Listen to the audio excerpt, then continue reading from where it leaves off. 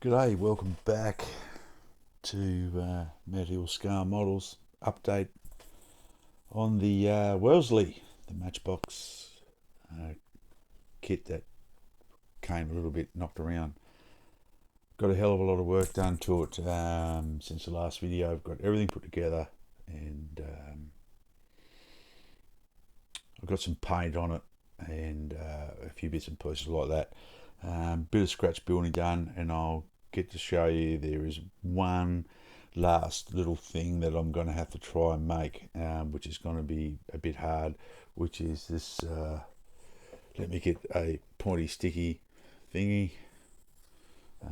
This little piece here.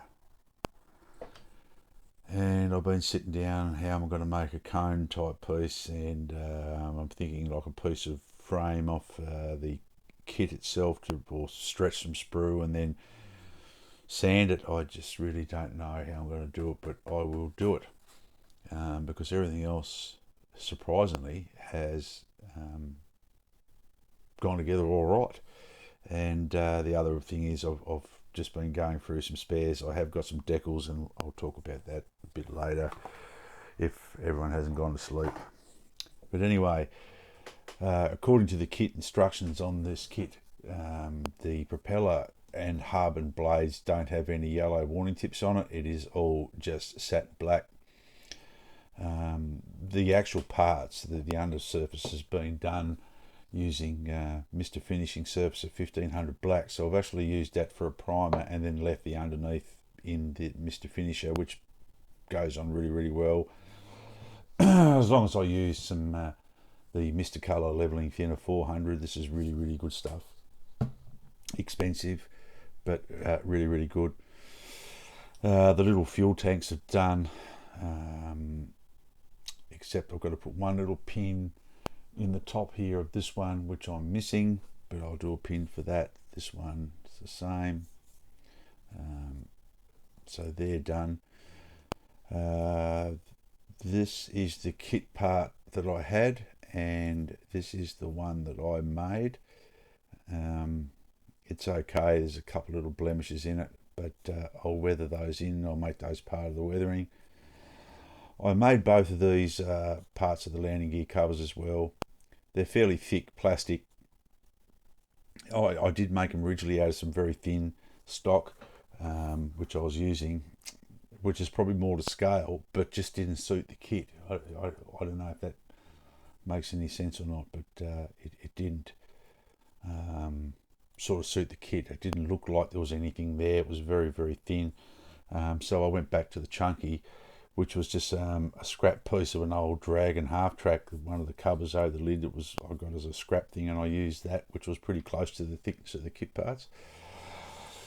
I got these made up as well, these little pieces that were missing. I've got the little rear canopy for the rear gunner section all sanded out. Then I've polished it, and then I have I dipped it off in some Future, or our equivalent of Future here in Australia, the bloody Pledge of Long Life stuff. It's whitish sort of colour, but it dries clear. So I have got this much done to the kit so far. It was painted using Mr. Hobby Colour, dark green, Tamiya, dark earth. These colours here. So XF52 for the brown, and then H73 dark green, Mr. Hobby for the green, of course. I knocked the aerial off it. I'm going to have to glue that back in and touch it up again. I knew I shouldn't have put it on there. I still haven't made the pitted tube. Whoops. Underneath has just been left in the Mr. Surface of 1500. I've got to go back through and touch up some of the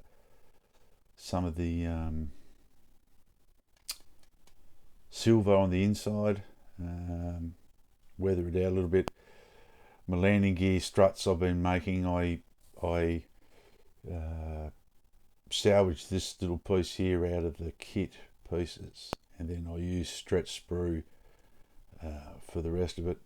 Got the tyres all glued into place, the undercarriage I drilled holes and made some little brackets up of that, which wasn't as hard as what I thought it would be. I've got the tail wheel. I had to pin that, so I drilled into the tail wheel that this was broken off, and then into this part here where the tail wheel actually sits into, and pin that together. And that's that so far. I've just got to keep an eye out for that, because I think I might have dropped it. It's not on there anymore. The kit exhaust was non-existent, so that's a piece of aluminium pipe, and then I made a couple of little tabs there to hold it onto the size of the fuselage. That's where that little part there is going to go that I've still got to make for it. I don't know how I'm going to do that, but I'll give it a go. The repairs on the bodywork, on the where it was broken through here, that was about as best. There's a little dimple on the side there, and there's like a little bit of a rough line in through there. The rest of the top bit here where it was broken, I've got repaired. It's come up alright. The same with the side. It's a little bit rough in a couple of spots, but that I couldn't get it any better. But I'm happy the way it came out. The decal options have left me a little bit limited. I've been going through the spares box. The hardest part is going to be, I'm hoping that they'll still work, that on the top of the no walk areas on these aircraft, there is actually like little footprints. I've got those. I'm going to have to give them a couple of good coats of some microsol decal film, and hopefully carefully cut them out and let them go on. They're the old Revell type decals, so they're very silvery. That's why I've sort of really put a best XF22 gloss coat over this to try to stop the decals from silvering, especially with the black underneath. But the next video should be the final reveal. I'll decal it up, make the pitot tube, make a few other little bits and pieces up for it that I need doing, and dull coat it. Then I might spray some buff over it just so it can you know, look a little bit desert type aircraft. But I love this big long wingspan. No wonder why the thing used to fly halfway around the world. They're just really interesting aircraft. But I've just got to put a little side note on this. I've got a message in my comments from the Bilge Rat, and he gave me a bit of a challenge. So all I can say, mate, is it looks like you're rebuilding your Bismarck, because this one's done. Yep, just about got it done. Thanks to my new subscribers. Thank you to everyone's kind comments. Thanks to Charlie Mack, Doug Hensley. Charlie Mack's got me interested in doing a few builds again. I don't know how to find them. I've got to get back into the YouTube community. I've lost a heap of channels like Al Woods and Greg Riley, and I've noticed that sort of down the side on my screen, the subscription things, and I've got to sort of go through that, because otherwise nothing comes up. And I'd like to join in a few more group builds. The small scale one I was thinking about doing, and then there was an artillery group build, I don't know, and then there's the February finish it. I know I haven't got much finish at time, but there's a few things I'd like to do for Jeff's model garages. I had 2 big rig group builds that I started. One was the M50, the old Remwell Wrecker, and the other one was a Revell Honest John with the Kenworth, the 55 Kenworth, and the Honest John missile on the back. So I want to try to get them finished. But no worries, guys. Appreciate it. Until next time, be good, model hard, a little bit of effort.